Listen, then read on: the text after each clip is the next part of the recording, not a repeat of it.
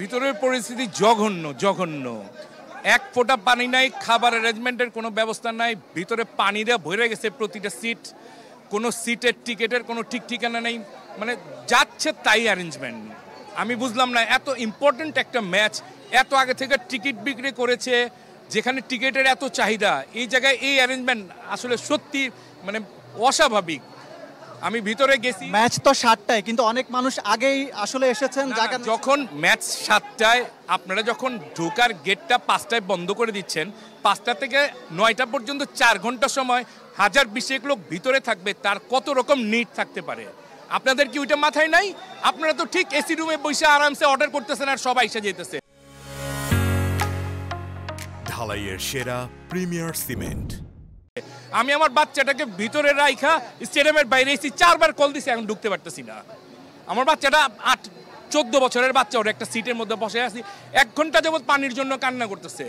আমরা যখন গেটে ঢুকছি তখনও আধা ঘন্টার উপরে গেটে যুদ্ধ করে ভিতরে ঢুকছি, পুরা শরীর ভিজা আমার।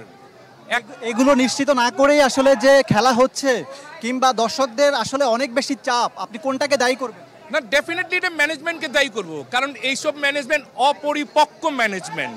তারা জীবনে এই ধরনের অ্যারেঞ্জমেন্টে খেলা স্টাডি করে নাই।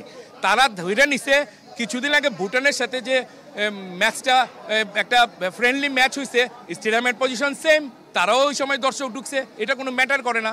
বাট এটা একটা এশিয়ান কোয়ালিফাইড ম্যাচ, খেলা সিঙ্গাপুরের এগেনস্টে, বাংলাদেশে ইম্পর্টেন্ট 5টা প্লেয়ার খেলছে। কিছুক্ষণ আগে কিন্তু অনেক দর্শক টিকিট ছাড়াই ঢুকে না, টিকিট ছাড়া ঢুকে, কারণ হচ্ছে এটার অ্যারেঞ্জমেন্ট ঠিক নাই তো, জঘন্য।